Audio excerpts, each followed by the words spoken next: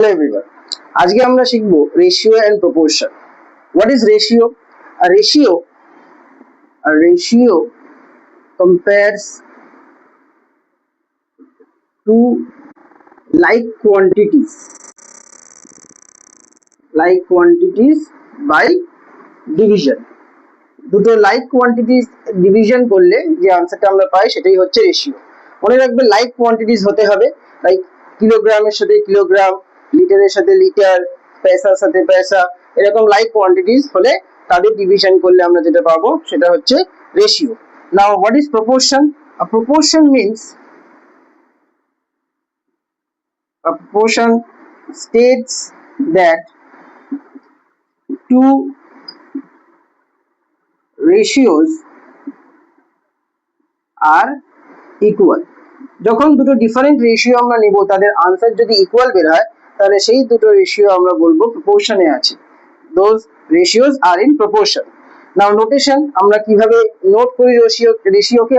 Suppose দুটো number আছে a and b, তাহলে রেশিওকে নোট করা হবে a:b। That sign is called is2, a:b, আর এটার মানে হলো a/b। সাপোজ একটা এক্সাম্পল আমরা নিলাম, একটা রেশিওর আমরা দেখালাম হচ্ছে সাপোজ 2:3।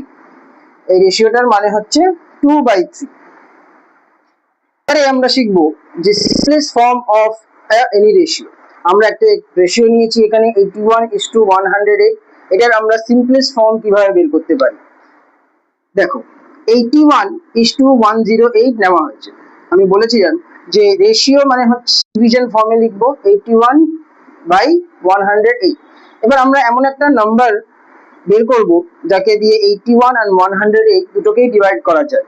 81 and 108 কে 9 দিয়ে ডিভাইড করা যায়, 9 9 যা 81, 9 12 যা 108। আবার 9 আর 12 কে 3 দিয়ে ডিভাইড করা যায়, 3 3 যা 9, 3 4 যা 12। তাহলে 3 আর 4 কে ফার্দার আর কোনো কমন নাম্বার দিয়ে ডিভাইড করা যায় না। তাহলে রেশিও ফর্মে লিখি, তাহলে 3:4 ইজ দ্য আনসার। তাহলে 81:108 এর সিম্পলেস্ট ফর্ম হচ্ছে 3:4। এবারে সিম্পলেস্ট ফর্ম অফ রেশিও বার করব দুটো ডিফারেন্ট ইউনিটের কোয়ান্টিটিস। একটা আছে কেজিতে, একটা আছে গ্রাম। রেশিও ডেফিনেশন বলার সময় আমি বলেছিলাম যে দুটো লাইক কোয়ান্টিটিস হতে হবে, মানে দুটোকেই কেজিতে হতে হবে বা দুটোকেই গ্রামে হতে হবে। আমাদের কেজি থেকে গ্রামে নিয়ে যাওয়াটা বেশি ইজি। তাহলে আমরা এই যে 3.5 কেজি আছে ইসটু 250 গ্রাম আছে, এইটাকে আমরা কেজিটাকে গ্রামে নিয়ে যাব। 3.5 কেজি মানে 3500 গ্রাম, আর এটা হচ্ছে 250 গ্রাম। নাও গ্রাম এন্ড গ্রাম ক্যান্সেল হয়ে যাবে, তাহলে 3500:250। তাহলে যখন আমরা নাম্বারস পেয়ে যাব এটাকে আমরা ডিভাইড ফর্মে লিখে নেব। তাহলে 0 and 0 কাট হলো, 25 দিয়ে কাটলে 25 1 যা 25 and 25 14 যা 350। তাহলে আনসার বেরোলো 4/1। তাহলে সিম্পলেস্ট ফর্ম হচ্ছে 4:1। 3.5 কেজি is to 250 গ্রাম এর সিম্পলেস্ট ফর্ম হচ্ছে 4:1। শিখবো যে দুটো রেশিওর মধ্যে কে গ্রেটার আমরা কিভাবে বার করব। এখানে দুটো রেশিও নেওয়া হয়েছে 11:21 আর 15:28। এবারে আমরা এইটাকে ডিভাইড ফর্মে নিয়ে নেব। এবারে আমরা 21 এর সাথে 15, 11 এর সাথে 28 মাল্টিপ্লাই করলে হচ্ছে 308, and 21 এর সাথে 15 মাল্টিপ্লাই করলে হয় 315। এই সাইডেরটা যেহেতু বড় তাই এই সাইডেরটা হচ্ছে গ্রেটার এই দুটো রেশিওর মধ্যে। তাহলে লিখে দেবো যে since 315 is greater, hence 15:28 is greater। আমরা শিখবো যে ফ্র্যাকশনাল নাম্বারের সিম্পলেস্ট ফর্ম অফ রেশিও কি করে বার করব। যদি এমনি নর্মাল নাম্বারস দেওয়া থাকে তাহলে তো আমরা বার করা শিখেছি, কিন্তু যদি ফ্র্যাকশনাল নাম্বার দেওয়া থাকে কি করে বার করতে হয় সেটা আমরা আজকে শিখব। প্রথমে কি করতে হবে যে ডিনোমিনেটরে যে নাম্বারগুলো আছে 5 10 and 15, এই নাম্বারস গুলোর এলসিএম বার করে নিতে হবে। 5, 10, 15 এদের এলসিএম বার করব। 5 দিয়ে ডিভাইড করলে 1, 2, 3, তাহলে এলসিএম হচ্ছে 5 into 3 into 2 which is 30। এবার এই যে এলসিএমটা আমরা পেলাম, এই ফ্র্যাকশন গুলোর প্রত্যেকটার সাথে আমরা এই এলসিএমটা মাল্টিপ্লাই করে দেবো। 1/5 এর সাথেও 30 মাল্টিপ্লাই, 1/10 এর সাথেও 30 মাল্টিপ্লাই, 1/15 এর সাথেও 30 মাল্টিপ্লাই। তাহলে 5 এর সাথে 30 ডিভাইড করলে 6, 10 দিয়ে 30 কে ডিভাইড করলে 3 and 15 কে 30 ডিভাইড করলে 2। তাহলে আনসার ইজ 6:3:2। তাহলে একটা ফ্র্যাকশনাল রেশিও একটা নরমাল রেশিওতে কনভার্ট হয়ে গেল। এইভাবেই আমরা ফ্র্যাকশনাল রেশিও সিম্পলেস্ট ফর্ম বের করব। এবারে আমরা একটা কোশ্চেন করব যেটা রেশিও প্রপোর্শনের কোশ্চেনে প্রায় এসে থাকে। a:b দিয়ে দিয়েছে 3:10, b:c দিয়েছে 15:9। তাহলে আমাদেরকে a:c ফাইন্ড করতে হবে।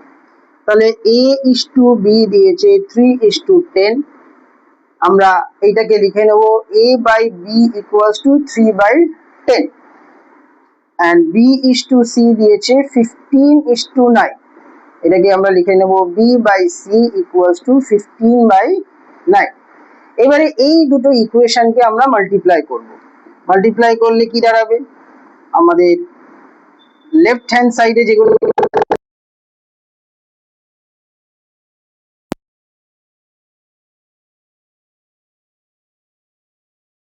and b ক্যান্সেল হয়ে যাচ্ছে। 3 দিয়ে ডিভাইড করলে 3 1 যা 3, 3 3 যা 9, 5 দিয়ে ডিভাইড করলে 5 3 যা 15, 5 2 যা 10, 3 and 3 ও ক্যান্সেল হয়ে যাচ্ছে। তাহলে আলটিমেটলি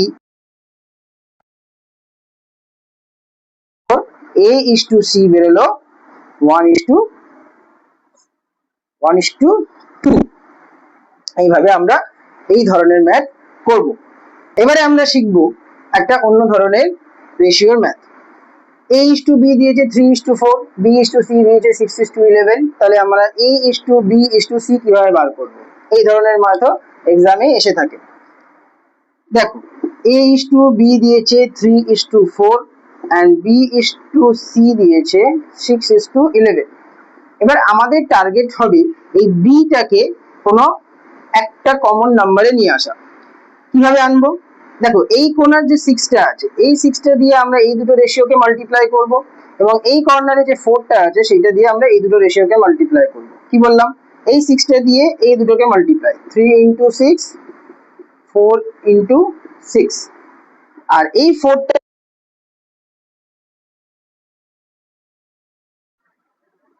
× 4। তাহলে এটা মাল্টিপ্লাই করলে কি হচ্ছে, 3 6 যা 18 and 6 4 যা 24, 6 4 যা 24 and 11 × 4 হচ্ছে 44। নাও এইবারে আমরা এই দুটো b কে একটা কমন নম্বরে নিয়ে আসতে পারলাম, 24 24।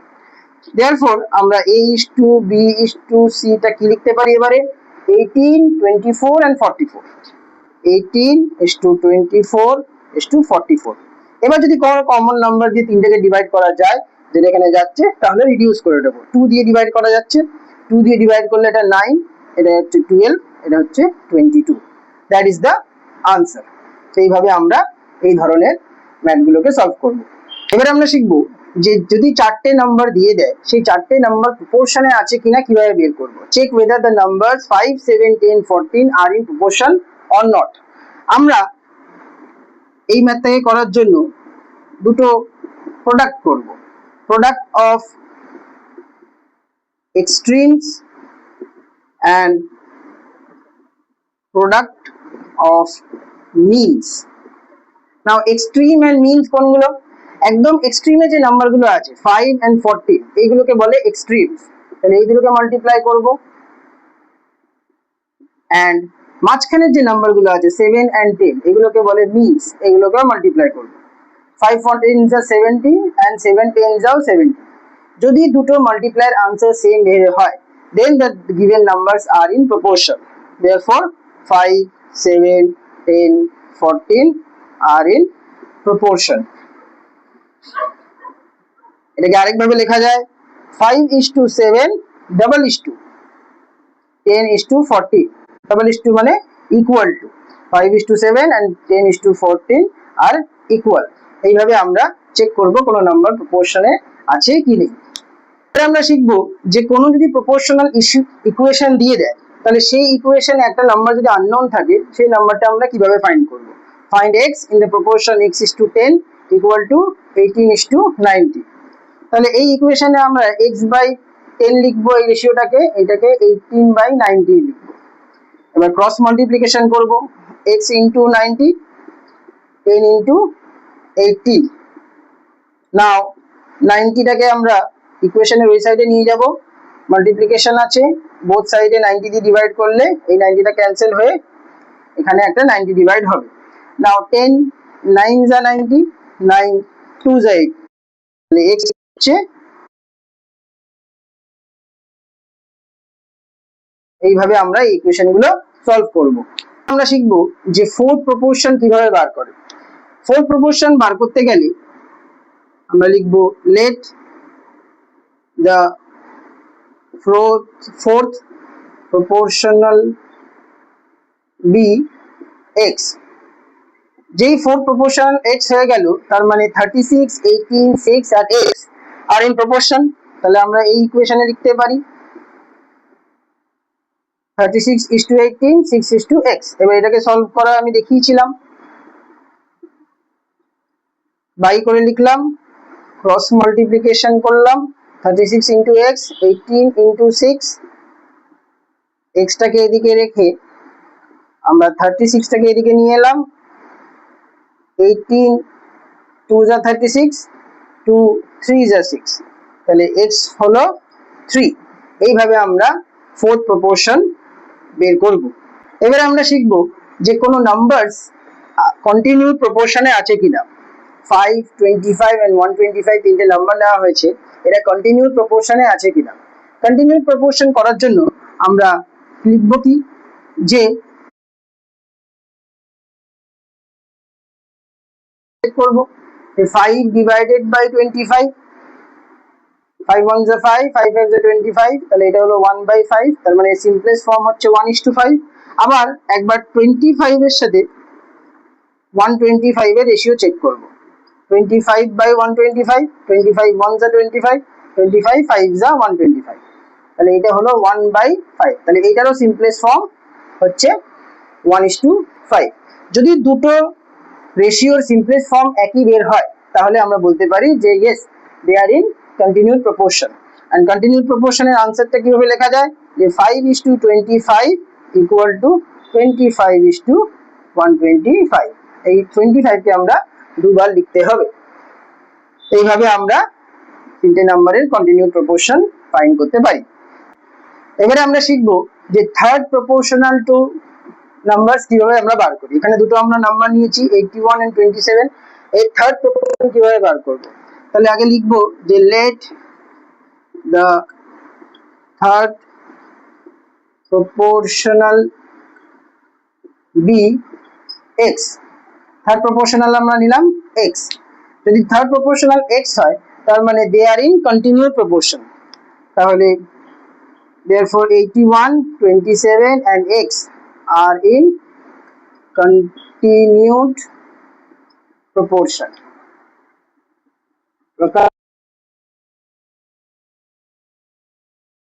ভিডিওতে আমরা দেখেছি x, এখান থেকে আমাদেরকে x ফাইন্ড করতে হবে। x ফাইন্ড করতে গেলে এটাকে আমরা ডিভাইড ফর্মে লিখব,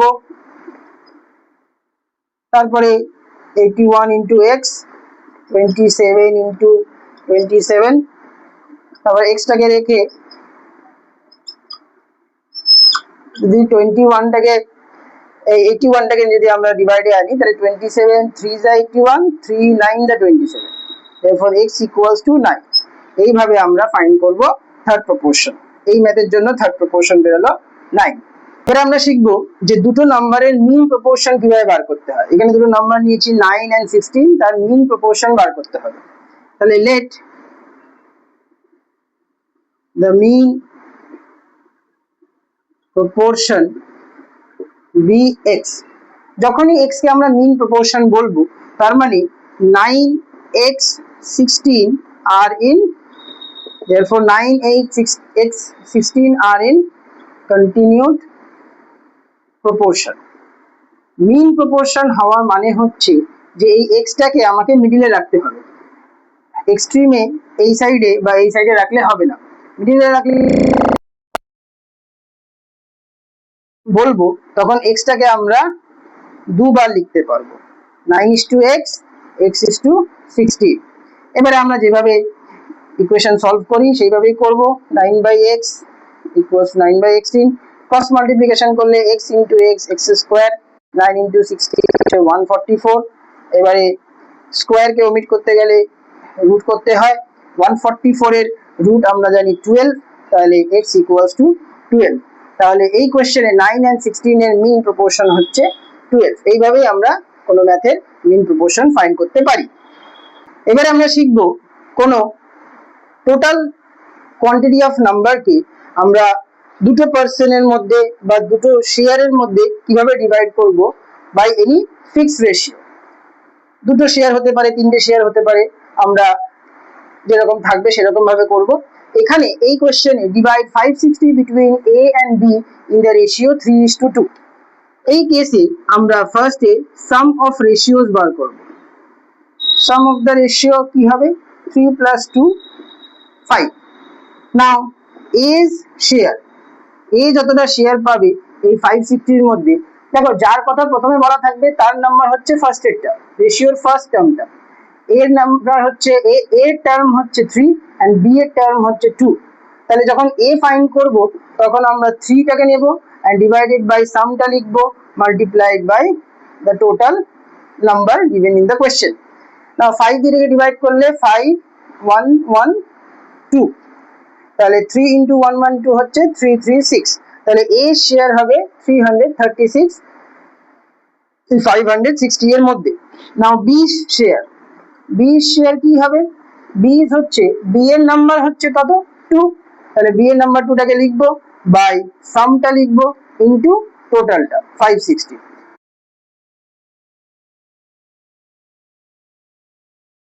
তাহলে বি এর শেয়ার হচ্ছে 224। এইভাবে কোনো টোটাল নাম্বার অফ অ্যামাউন্টকে, সেটা রুপিজে হোক লিটারে হোক, আমরা দুজনের মধ্যে বা তিনজনের মধ্যে কোনো রেশিওতে এইভাবে শেয়ার করতে পারি।